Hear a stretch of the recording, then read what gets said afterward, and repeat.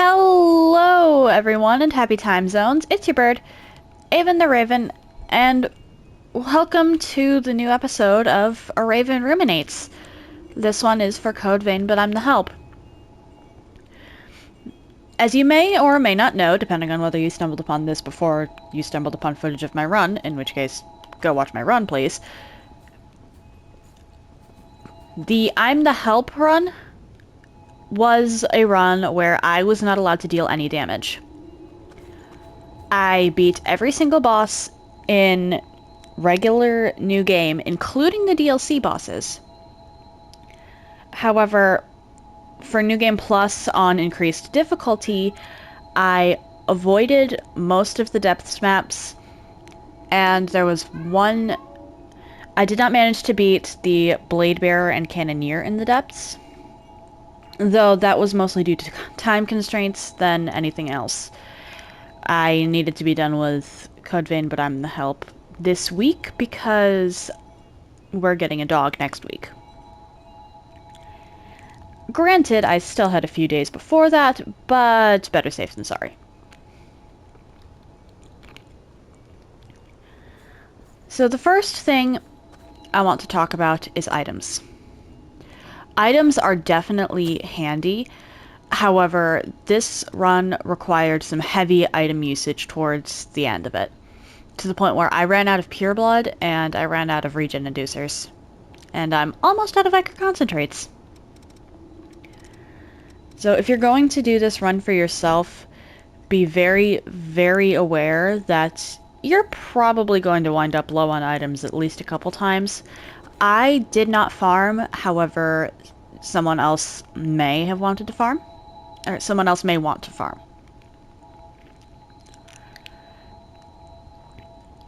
The big thing with Code Vein, but I'm the help, is the companions. Let's go over them real quick. Because while you are the help, you quite literally cannot do anything without a companion. First, let's go over the DLC Mia.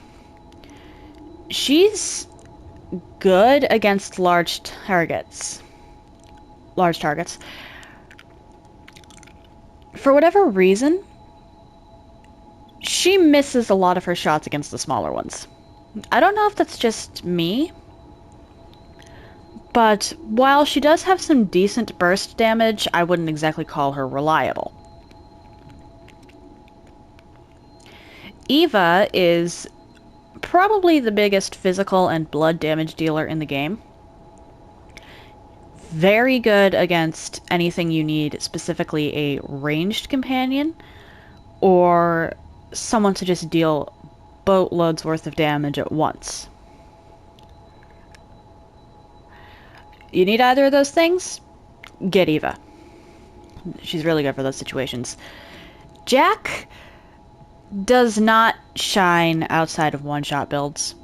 His entire thing is burst damage. However, the fact that he deals blood damage as his primary non-physical damage type, and he does not have the raw damage output that Eva does, really holds him back. And I said this before, but he's pretty much a weaker version of Louis.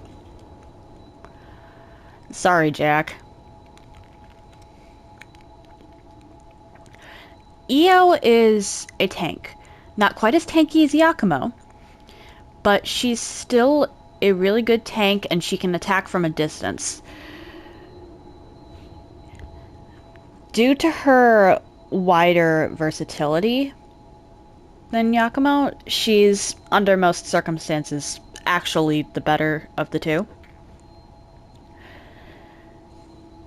If you need a tank, Yakumo or Io.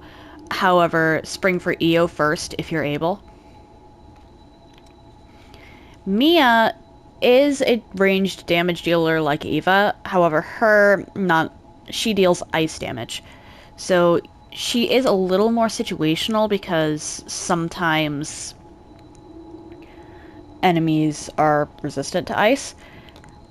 and she doesn't have quite as much physical damage output as Eva does. However, Mia can still wreck things, and I beat Mito with both Mia and Eva on 2 separate occasions, so there is that. Yakumo is a pure tank, and he's really good early on, or if you can kite an enemy around him. If you can continuously lead an enemy back to Yakumo, so that they switch aggro, he's great. However, if you can't do that, you're going to be spending 15 minutes just running around. He's really good early and mid-game. Well, early game. Falls off hard, and then he's pretty good against Skull King. Sorry, Yakumo, your AI is a little too simple, let's say. Louis is easily the most well-rounded of your companions. His fire damage falls off a little bit in areas where there's enemies resistant to fire. However, he attacks quickly, closes gaps quicker than anyone because he teleports, and his balance between damage he can take and damage he can deal makes him good for any situation where you're not quite sure what you're going to need. And regardless of the situation, Louis will do moderately to extremely well. So there's my 2 cents regarding the companions. Alright, now on to the builds I used. So first we have Ishtar. This blood code is obtained from the Queen's Knight Reborn. It's Cruz's original blood code, which is actually pretty cool. And these are the passive gifts that I used with it.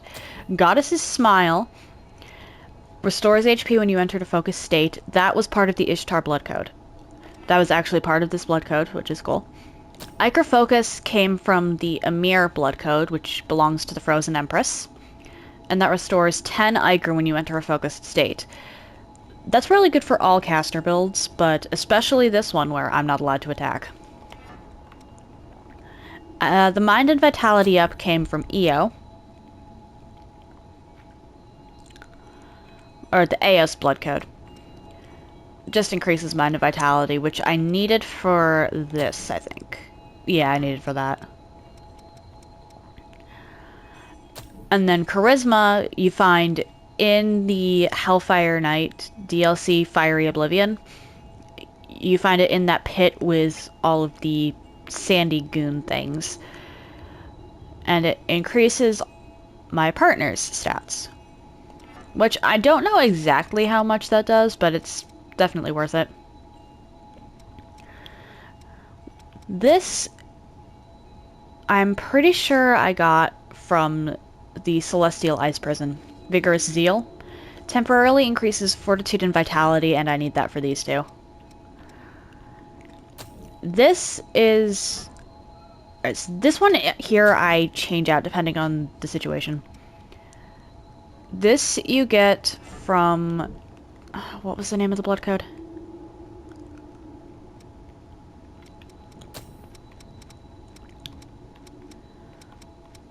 Dark Knight. You get blood weapon from the Dark Knight blood code. Flame weapon you get from Prometheus. Frost weapon comes from Phaon. Lightning weapon comes from Mercury. Adrenaline holds no bearing here. And Overdrive comes from Assassin. These all are really good depending on the situation. However, Overdrive is both the least and most situational. Least situational because there isn't a single enemy that's immune to physical damage, and it just increases attack. However, it is situational in the fact that you don't want to put this on Yakumo. Foul Blood Barrier comes from the Atlas Blood Code, and it reduces the amount of damage the next strike does. Offensive Order temporarily lowers your defense and increases attack for both myself and, more importantly for this run, my partner.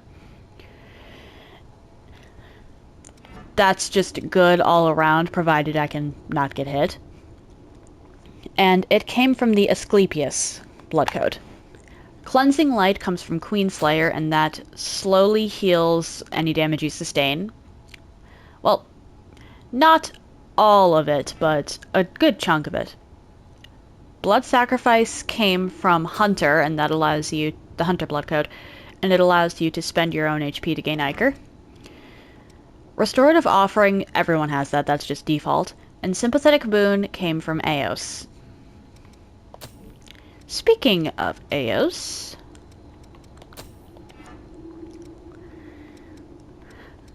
I don't have to have the boosts for this one, for the Vitality and the Fortitude, partially because the Fortitude just isn't going to get high enough to use Offensive Order regardless with Eos. So I have Charisma, Goddess's Smile, Ichor Focus, and Savvy Evasion, which comes from the Prometheus Blood Code. It increases the amount of focus you get from dodging attacks. You can see down here that we have the same loadout as I do with Ishtar. And here I've got Foul Blood Barrier, three of the weapon buffs. However, depending on the situation, I may actually change one of these out for Blood Guard, Flame Protection, Ice Armor, or Raijin's Veil. Ice Armor, I believe, came from the Artemis Blood Code, which, let's check that. Yep. Flame Protection, Raijin's Veil came from Mercury. Flame Protection might have been a basic one. Well, here's Blood Guard. Where did Flame Protection come from? Here it is. Flame Protection, Dark Knight. That took a little while. Okay. And Elemental Wall came from Eos, which Elemental Wall is the best out of all of these because it protects from everything and has the highest modifier. Depending on the boss, I also have Venom Removal, Stun Removal, Slow Removal, and Leak Removal. Leak Removal came from Survivor, which... that's helpful against the Successor of the Throat, specifically.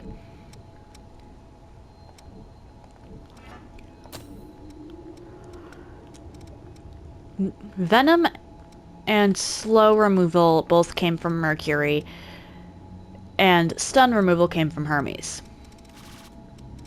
Stun Removal is easily the least important of them, honestly. It's tricky to time. Venom Removal is incredibly handy against the Butterfly of Delirium, however, and Slow Removal is essential against the Invading Executioner.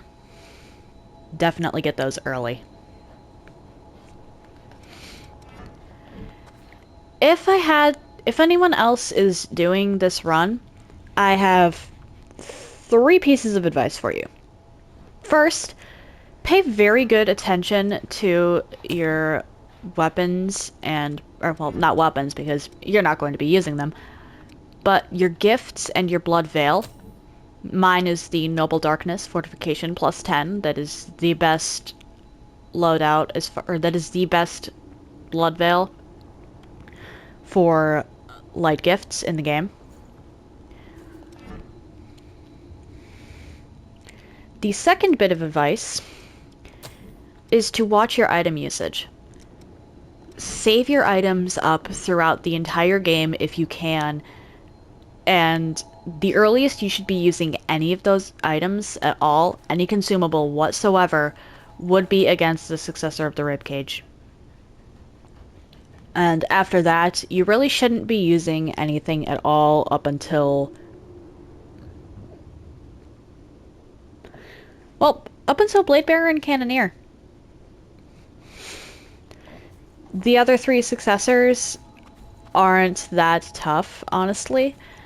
And while the Gilded Hunter is a menace, using items with how quickly he can just mow you down regardless will more often than not end up as a waste. The third bit of information is third piece of advice is to definitely keep track of your companions.